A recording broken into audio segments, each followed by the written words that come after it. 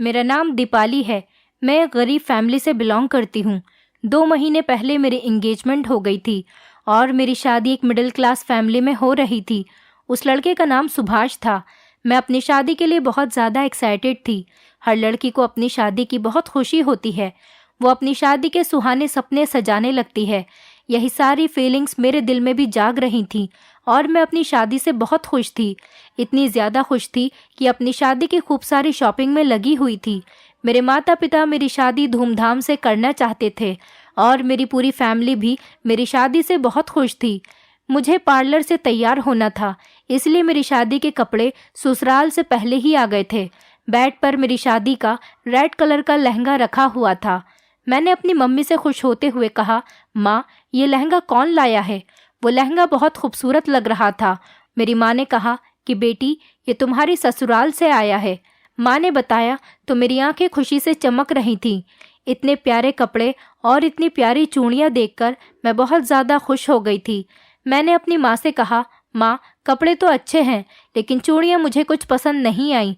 चूड़ियाँ ज़्यादा अच्छी नहीं हैं। मेरी माँ कहने लगी, बेटी, भगवान का शुक्र अदा किया करो कि तुम्हें इतनी अच्छी ससुराल मिली है, वरना तो बहुत सी लड़कियों को तो अच्छा सामान भी नहीं मिल पाता। माँ कहने लगी, तुम्हारी ससुराल और ससुराल के लोग भी बहुत अच्छे हैं। भगवान की कृपा है कि सारे रिश्तेदारों ने मिलकर तुम्हारी शादी के सारे इंतज़ाम करवा दिए, वरना मैं तो इतनी ज़्यादा गरीब औरत हूँ कि तुम्हारे लिए कुछ भी कर ही नहीं पाई थी। मेरी माँ बड़ी हैरानी से ये बात कह रही थी। मेरी माँ ने मेरी शादी का सामान और मेरी शादी के कपड़े सभी बहुत मेहनत से इकट्ठा किया था, वरना तो हमारे घर में खाने के भी लाले पड़े हुए थे। मेरी शादी अच्छे परिवार में हो रही थी, इसलिए मेरी माँ ने जैसे तैसे मेरी शादी अच्छे से अच्छे करने की कोशिश की। मैं भी भगवान को थैंक यू बोल रही थी कि मेरी शादी के सारे इंतज़ाम हो चुके थे और भगवान का बहुत शुक्र था कि शादी भी एक अच्छे परिवार में हो रही थी। मुझे अपनी शादी में सबसे ज़्यादा खूबसूरत लगना था। मैं पार्लर में तैयार हुई थी, इसलिए मैंने पैसे भी इकट्ठे किए हुए थे, क्योंकि ये मेरी एक चाहत थी और ये तो हर लड़की की चाहत होती है कि वो अपनी शादी पर सबसे ज़्यादा खूबसूरत लगे। फ़िलहाल मेरी शादी होने का वक्त भी आ गया था। फ़िलहाल मैं पार्लर से तैयार होकर शादी हॉल में पहुंच चुकी थी और मैं बहुत ज़्यादा खूबसूरत लग रही थी।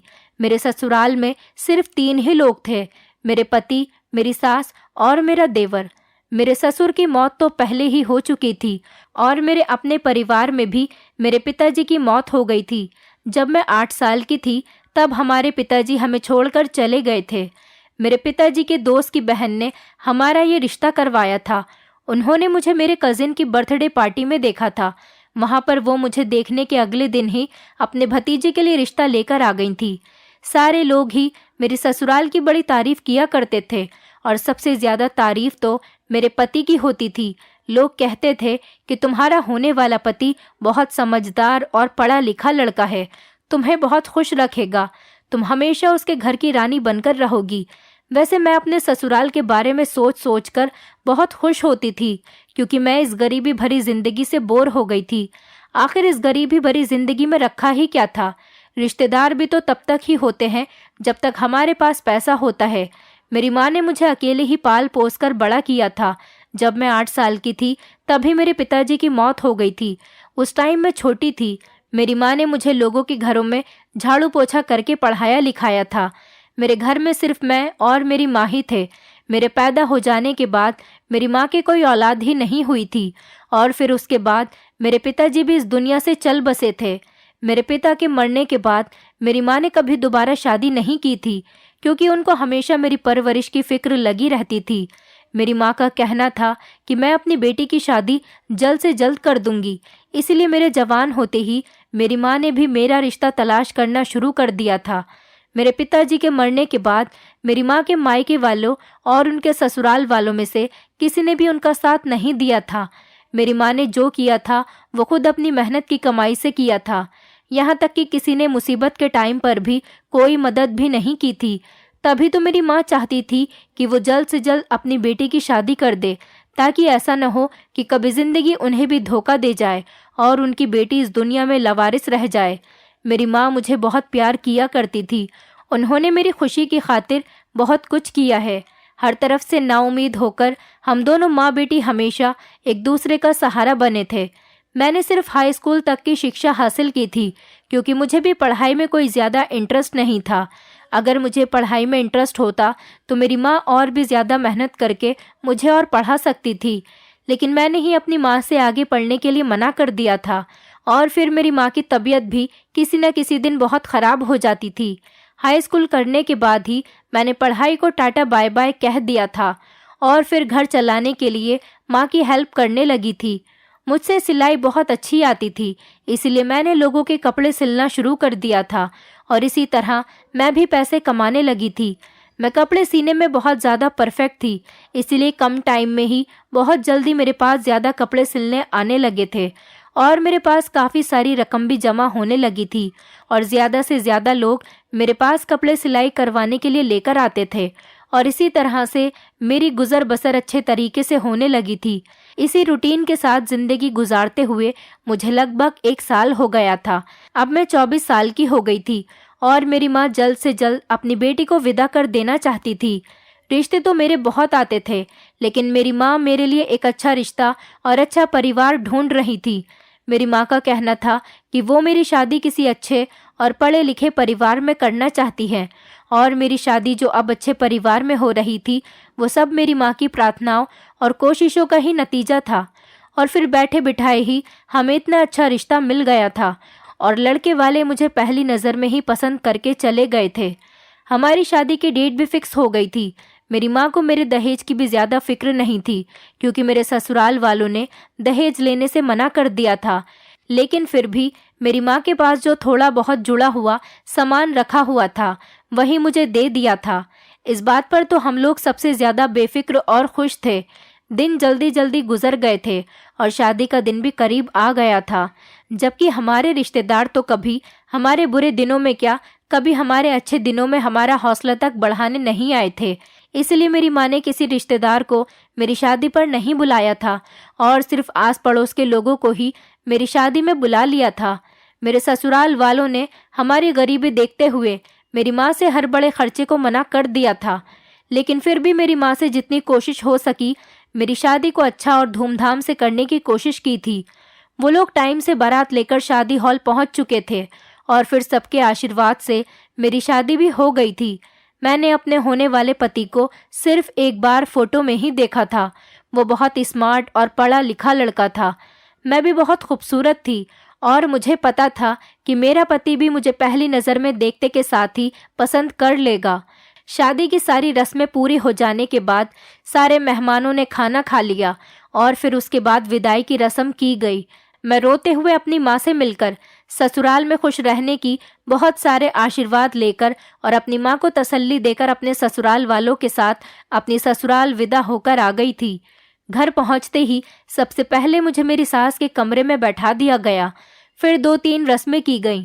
कुछ रस्मों के बारे में तो मैं जानती भी नहीं थी और कुछ के बारे में जानती थी। मैं काफ़ी थक चुकी थी, लेकिन फिर भी खुशी खुशी सब लोगों के बीच बैठी हुई थी और सारी रस्मों को भी अच्छे तरीके से निभा रही थी, क्योंकि मैं पहले दिन की ही दुल्हन थी और पहले ही दिन में अपने ससुराल वालों के खिलाफ जाकर उन सब का दिल उदास नहीं करना चाहती थी। तभी चुपचाप बैठी सारी रस्मों को अच्छी तरह से निभा रही थी। जैसे जैसे वो लोग कह रहे थे वैसा ही मैं कर रही थी। इसके बाद मेरी सास मुझे कमरे में लेकर चली गई थी, जो कि मेरे पति का था, और अब मुझे भी इस कमरे में ही रहना था। कमरे में चारों तरफ फूलों की सेज लगी हुई थी और डेकोरेशन भी बहुत अच्छी की हुई थी। मैं बहुत थक चुकी थी। मेरी सास ने मुझे बेड पर बैठने के लिए बोल दिया था और मेरे लहंगे को चारों तरफ से फैला दिया गया था। मैं बिल्कुल एक हीरोइन की जैसी लग रही थी और मेरे दिल में एक अजीब सी घबराहट जाग रही थी और अपने पति के आने का इंतज़ार कर रही थी। इंतज़ार धीरे धीरे लंबा होता चला जा रहा था, क्योंकि मुझे बेड पर बैठे हुए 1 घंटा हो गया था और मेरा पति था कि कमरे में आने का नाम ही नहीं ले रहा था। मुझे एक बात पर बड़ी हैरत हो रही थी कि जब से मेरी शादी हुई थी मैंने अपने पति को थोड़ा सा भी बोलते हुए या मुझसे बात करते हुए नहीं देखा था। यहाँ तक कि मैंने अपने पति की अभी तक आवाज़ भी नहीं सुनी थी। इसी तरह से बैठे बैठे लगभग मुझे 2-3 घंटे गुजर गए थे और मेरी आंख लग गई थी और फिर मैं थोड़ी देर के लिए सो गई थी। अचानक जब मेरी आंख खुली तो तब भी मेरा पति कमरे में मौजूद नहीं था और मैं आंखें बंद करके कुछ सोचने लगी थी। न जाने कितनी देर हो गई थी कि अचानक दरवाजे की आहट की आवाज़ से मैंने अपनी आंखें खोल दी। मैंने कमरे में चारों तरफ देखा तो कमरे में मुझे कोई नज़र नहीं आया, जिस पर मुझे बड़ी हैरत हो रही थी। जैसे ही मेरी नज़र दरवाजे की तरफ गई, ये देखकर मैं हैरान रह गई थी कि खुले हुए दरवाजे से मेरा पति अंदर आ रहा था। लेकिन हैरत की एक वजह ये भी थी कि कमरे के अंदर मेरे पति के साथ साथ एक लड़की भी आई थी जो बिल्कुल पागल सी लग रही थी और उसकी हरकतें भी बिल्कुल पागलों वाली थीं। उसने पुराने और फटे हुए कपड़े पहने हुए थे। उसके कपड़े कई जगह से फटे हुए थे और वो बार बार सर को बुरी तरह से खुजा रही थी और अजनबियों की तरह पूरे कमरे को ऐसे देख रही थी जैसे वो कमरे में पहली बार आई हो और उसने कमरे की हर चीज़ को ही पहली बार देखा हो। मैंने हैरत से पहले उसे और फिर अपने पति को देखा जिसने उस पागल औरत का हाथ पकड़ा हुआ था। मैं बड़ी परेशान और हैरान अपनी जगह से उठकर खड़ी हो गई थी और उन दोनों के करीब चली गई थी। वो पागल औरत तेजी से मेरे पति के पीछे छुपने लगी, जैसे वो मुझसे डर रही थी। मैंने अपने पति सुभाष से पूछा कि ये कौन है और आपके साथ हमारे कमरे में क्या कर रही है। तो पहले सुभाष ने उस पागल लड़की को अपने करीब खींच लिया और अपने बराबर में खड़ा कर लिया और मेरी तरफ देखकर कहने लगा, ये मेरी पत्नी है और चलो इसे बिल्कुल अपनी तरह तैयार कर दो। अपने पति की बातें सुनकर मेरे पैरों तले से ज़मीन निकल गई थी कि आज ही तो मेरी शादी हुई थी और वो आज ही एक पागल सी औरत को हमारे कमरे में लाकर मुझसे कह रहा था कि ये मेरी पत्नी है और इसे अपनी तरह तैयार कर दो। मेरी आंखों में आंसू आ गए थे और मैंने अपने पति से कहा, ये आप क्या कह रहे हो? ये आपकी पत्नी कैसे हो सकती है और मैं इसे कैसे अपनी जगह तैयार करके बैठा दूं? आपकी पत्नी तो मैं हूं, जबकि आज ही हम दोनों की शादी हुई है। हम दोनों ने एक साथ साथ फेरे लिए और आपने ही तो मेरी मांग में सिंदूर भरा है। आज सब लोगों के सामने हमारी शादी हुई है। मैं बुरी तरह से सदमे में चली गई थी और अपने पति से रो रो कर ये बात कह रही थी।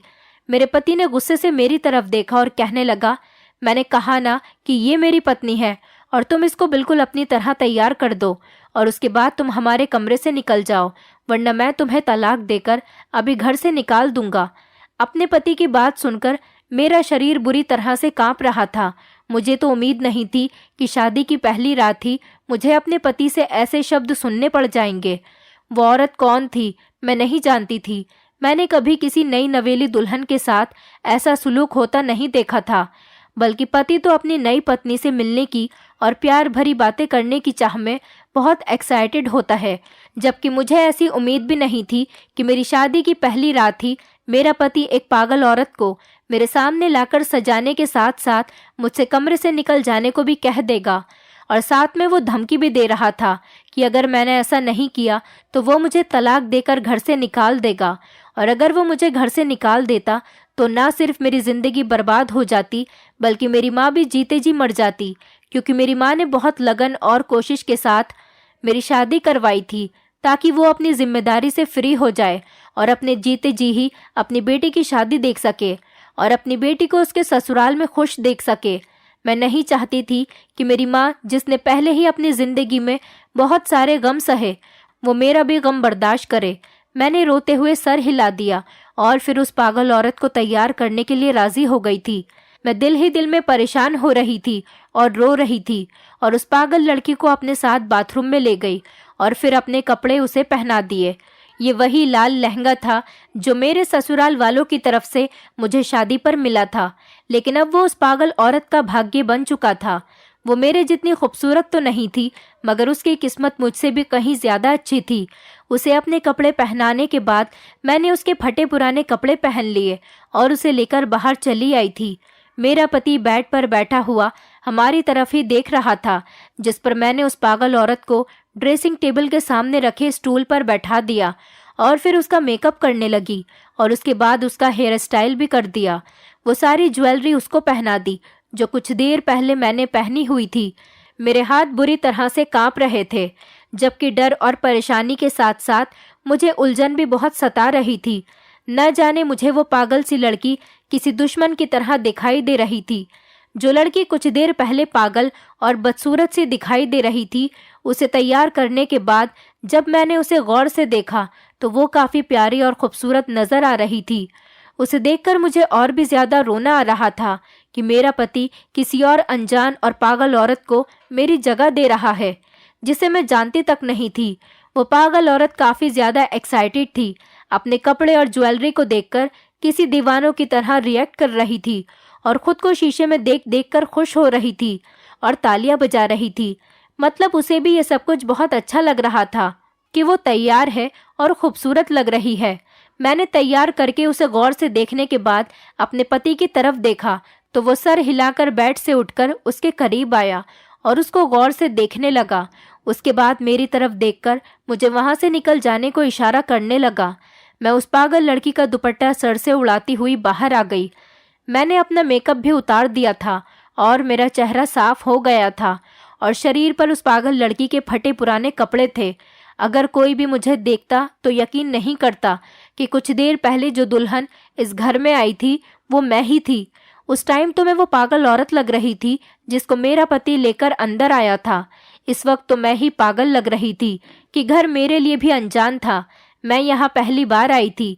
तभी मैं कमरे से निकलकर दरवाजे के बाहर ही बैठ गई थी कि मुझे नहीं पता था कि मैं रात के इस टाइम कहाँ जाऊं, और अगर किसी के कमरे में जाती तो वो मुझसे पूछता कि मैं इस हाल में अपने कमरे से बाहर क्या कर रही हूँ। डाइवोर्स के डर ने मुझे रोक कर रखा था। तभी मैं चुपचाप अपने पति के कमरे के बाहर आकर बैठ गई थी और मैंने अपने चेहरे को दुपट्टे से अच्छी तरह से ढक लिया था। मुझे परेशानी की वजह से नींद भी नहीं आ रही थी। यही वजह थी कि मैं अब तक जाग रही थी। अभी मैं वहीं बैठी हुई थी जब अचानक मुझे किसी के आने की आवाज़ सुनाई दी तो मैं चौंक कर इस तरफ देखने लगी तो सामने ही मेरा देवर आ रहा था। उसने मुझे दरवाजे के बाहर बैठा हुआ देखा तो वो चौंक गया और फिर वो कुछ ही देर बाद मुझे बिना कुछ कहे बगैर ही मुझे पकड़कर अपने साथ ले जाने लगा। मेरा चेहरा छुपा होने की वजह से वो मुझे देख नहीं पाया था। मैंने उसके आगे हाथ जोड़ने शुरू कर दिए तो वो मुझे घसीटता हुआ कमरे में ले जाने लगा, जिस पर मैं चुपचाप उसके साथ चलने लगी कि अगर मैं मुंह खोलती तो इसमें भी मेरी ही बेइज्जती होती कि शादी की पहली रात ही मेरे पति ने मुझे कमरे से बाहर निकाल दिया था। वो शायद मुझे ही वो पागल औरत समझ रहा था और मुझे लग रहा था कि वो उनकी कुछ ना कुछ तो लगती थी, मगर क्या लगती थी ये सवाल मेरे दिमाग में घूम रहा था। मेरा देवर मुझे एक कमरे में लेकर पहुंचा जहां पर अंधेरा छाया हुआ था। शायद ये घर का स्टोर रूम था। उसने आगे बढ़कर लाइट ऑन की। मैं अब तो रिलैक्स थी, लेकिन मेरे होश तब उड़े जब उसने मुझे रस्सी से बांधने के बाद अचानक मेरे सामने बासी रोटी और ठंडी सब्जी रखी थी, जिसके साथ कुछ दवाइयाँ भी रखी हुई थी। मतलब वो खाना खिलाने के बाद मुझे दवाइयाँ भी खिलाने वाला था, जो शायद उस पागल औरत की थी। और मैं ये दवाइयाँ हरगिज नहीं खा सकती थी क्योंकि मैं पागल नहीं थी।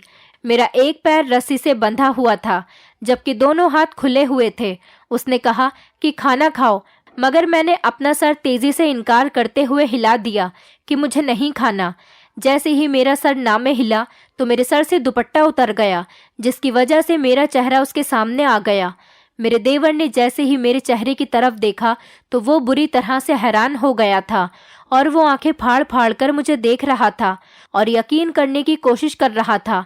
उसने मुझसे पूछा, आप यहाँ पर क्या कर रही हो? उसने कड़क आवाज में बहुत हैरानी से मुझसे पूछा, जैसे उसे अभी अभी यकीन आया हो कि ये वो पागल औरत नहीं बल्कि मैं हूँ जो आज ही उसकी भाभी बनी है। उसके सवाल पर मुझे रोना आने लगा था। उसने आगे बढ़कर मेरी रस्सियाँ खोल दी और मुझे आज़ाद कर दिया, जिस पर मैंने दुपट्टे को ठीक से ओढ़ लिया। मुझे तो बड़ी बेइज्जती का सामना करना पड़ रहा था और मेरा दिल खून के आंसू रो रहा था। अपने देवर के पूछने पर मैंने रोते हुए उसे सारी बात बता दी थी, जिस पर मेरा देवर सर पकड़कर बैठ गया था और कहने लगा, आपको अपना कमरा छोड़कर नहीं आना चाहिए था और आप डरकर न सिर्फ अपना कमरा छोड़कर आ गई हो बल्कि भैया की बात मानकर उस पागल को भी अपनी जगह दुल्हन बनाकर आ गई हो और खुद ने ये फटे पुराने कपड़े पहन लिए। मैंने अपने देवर से कहा कि तुम्हारे भैया ने मुझे तलाक की और घर से निकालने की धमकी दी थी। मैं गरीब लड़की ज़रूर हूँ, लेकिन मेरी तलाक का सुनकर मेरी माँ जीते जी मर जाती। यही वजह है जो मैंने तुम्हारे भैया की हर बात मान ली। उसने मेरी बात सुनकर मुझे तसल्ली दी और गहरी सांस भरी और फिर मुझे अपने पीछे आने का इशारा करके बाहर निकल गया।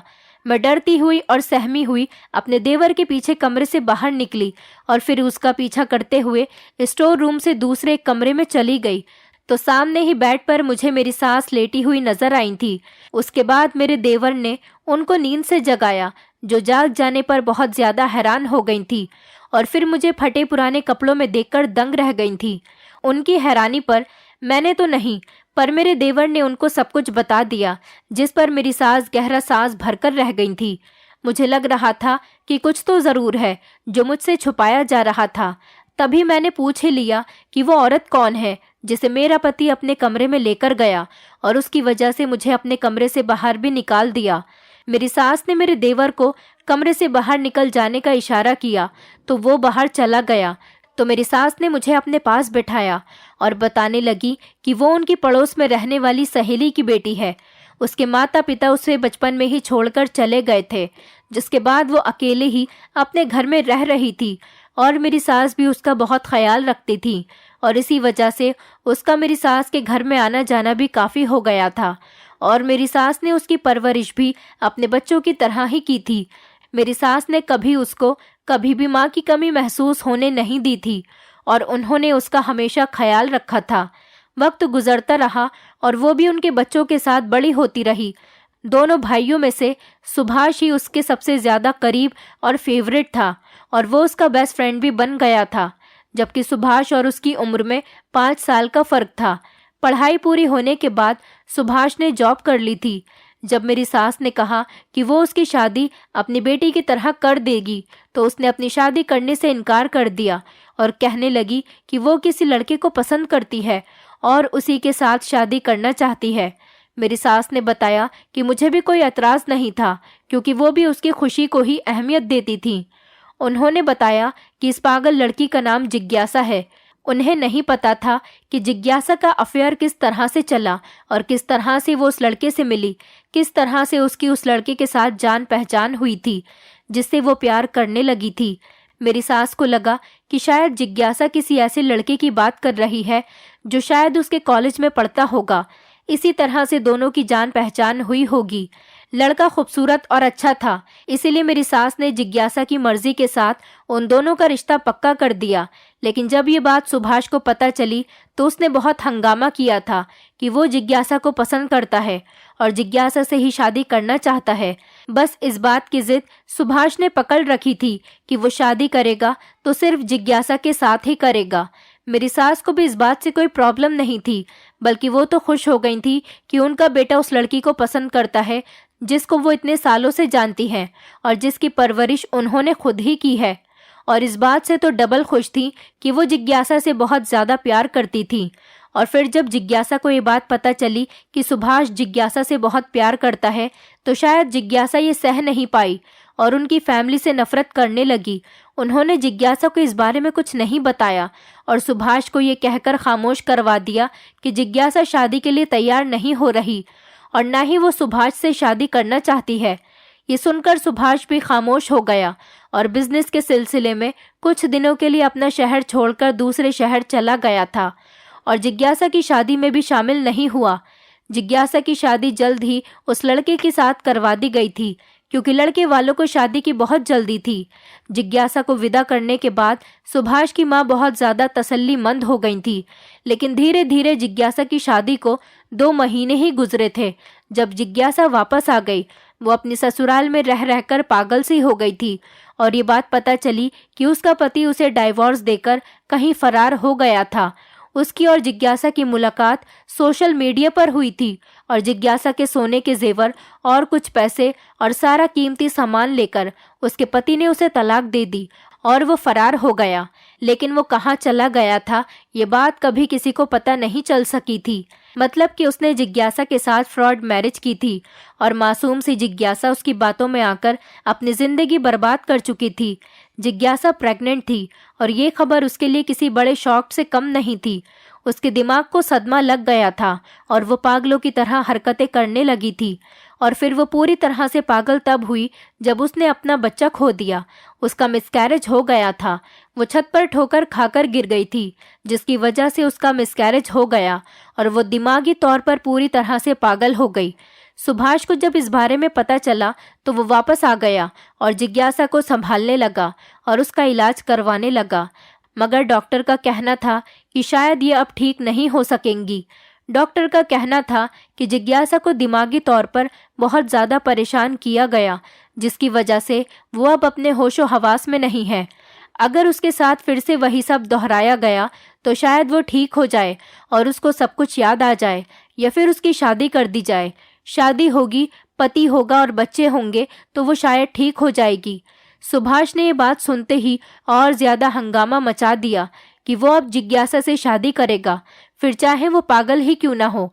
मेरी सास ने बड़ी मुश्किल से अपनी कसम देकर अपने बेटे को रोक लिया था कि वो अभी उससे शादी न करे, वो पहले उसका इलाज करवा ले।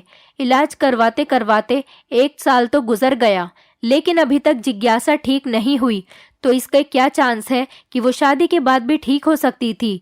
और अब तो वो पहले की तरह न ढंग से खाती है, न ही पीती है, न हिसाब से कपड़े पहनती है, बल्कि किसी को खुद को हाथ तक नहीं लगाने देती।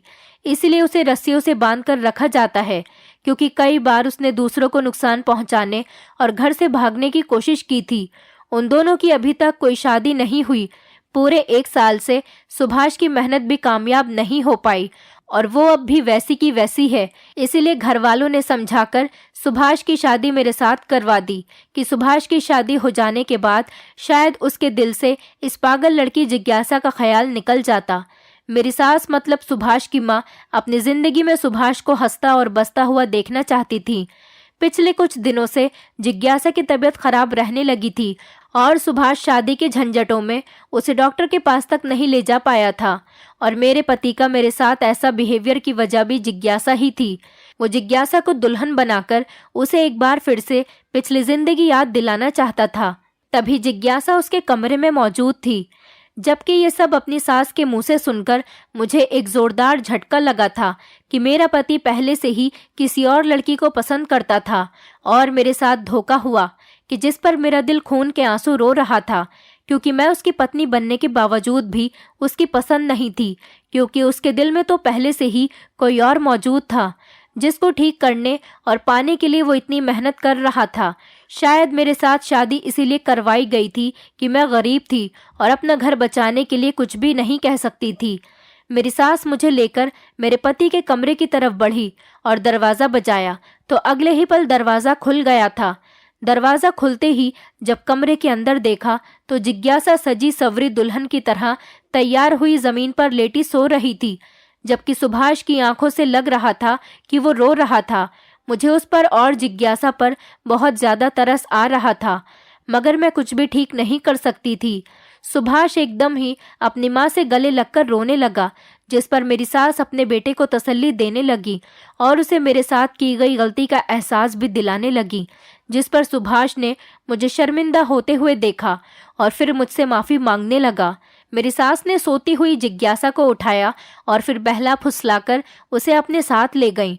उसके जाने के बाद एक बार फिर सुभाष ने मुझसे माफ़ी मांगी और मेरे साथ किए हुए अपने बिहेवियर की वजह बताने लगा, जो मैं पहले ही अपनी सास से सुन चुकी थी कि वो शादी नहीं करना चाहता था ताकि वो जिज्ञासा को संभाल सके और उसे ठीक कर सके। उसके बाद जब वो ठीक हो जाए तो वो जिज्ञासा से शादी कर ले, लेकिन घर वालों ने ज़बरदस्ती उसकी शादी मेरे साथ करवा दी थी।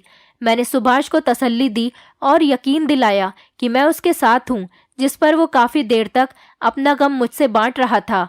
मुझे यकीन था कि मैं जल्दी ही उसके दिल में अपनी जगह बना लूँगी। वैसे भी जो हो गया था उसे बदला नहीं जा सकता था और ना ही मैं यह सब कुछ अपनी माँ को या फिर किसी और को इस बारे में बताने वाली थी। जिज्ञासा एक मासूम सी पागल औरत थी जिससे मुझे कोई खतरा नहीं था।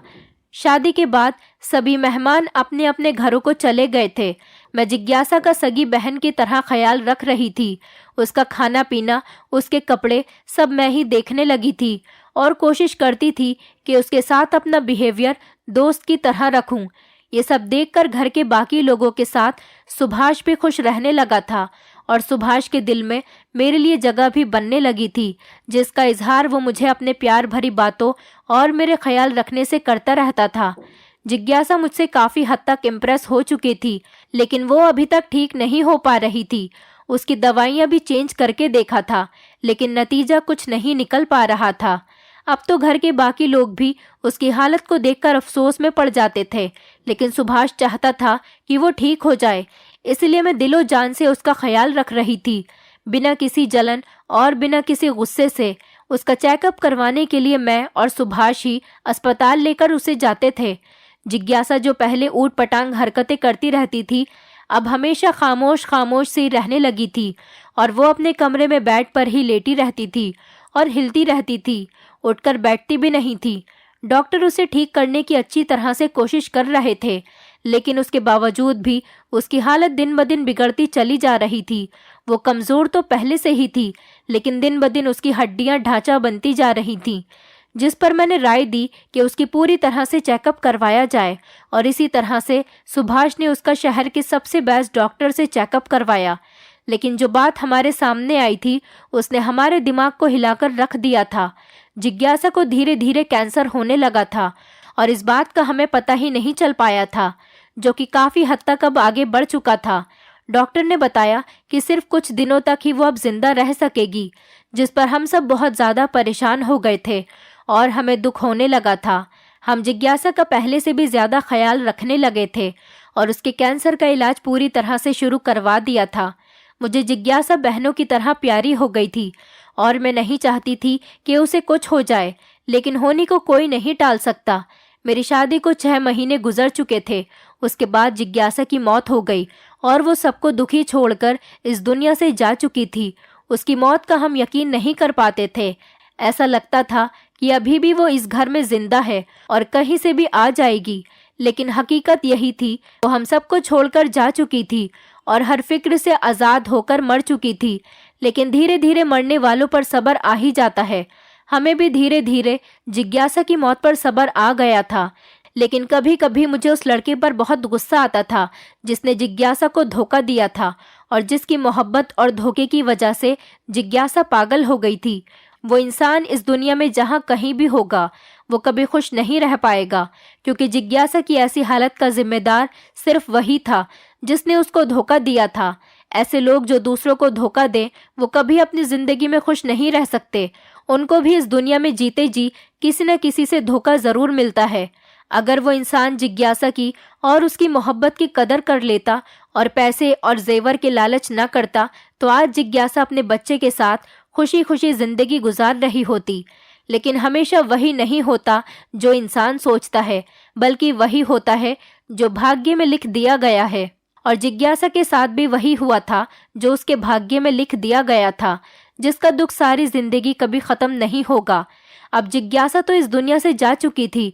अब सुभाष की जिंदगी में सिर्फ मैं ही बची थी। धीरे धीरे सुभाष के दिल से जिज्ञासा की मोहब्बत तो निकल गई थी, लेकिन आज भी वो उसको याद करते हैं, क्योंकि वो उनकी पहली मोहब्बत थी और उन्होंने उससे शादी करने के लिए जी तोड़ कोशिश कर ली थी, लेकिन फिर भी वो उनके भाग्य में नहीं थी। सुभाष ने इस बात को एक्सेप्ट कर लिया था कि जिसकी जोड़ी जिसके साथ बना दी गई, वो उसको ही मिलकर रहेगा। शायद जिज्ञासा और सुभाष का मेल नहीं था। जिज्ञासा के मरने के 2 महीने बाद ही सुभाष ने मेरे साथ जिंदगी की शुरुआत कर दी थी और उन्होंने मुझे अपनी पत्नी मान लिया था। और कुछ महीनों के बाद ही पता चला कि मैं प्रेग्नेंट हूँ। हमारी जिंदगी बहुत हंसी खुशी गुजर रही थी और उसके बाद मैंने एक बेटी को जन्म दिया। सुभाष ने मेरी बेटी का नाम भी जिज्ञासा ही रखा था, जिसे देखकर मेरे पति दिन रात खुश होते रहते और अब मैं अपने परिवार के साथ बहुत खुश हूँ। लेकिन आज भी हमें जिज्ञासा की बहुत याद आती है। दोस्तों, उम्मीद करती हूँ आपको हमारी कहानी पसंद आई होगी। कहानी पसंद आई है तो वीडियो को लाइक करें, चैनल पर नए हैं तो चैनल को सब्सक्राइब करें और हाँ, नोटिफिकेशन बेल को ज़रूर दबाएं ताकि अगली अपडेट सबसे पहले आपको मिले।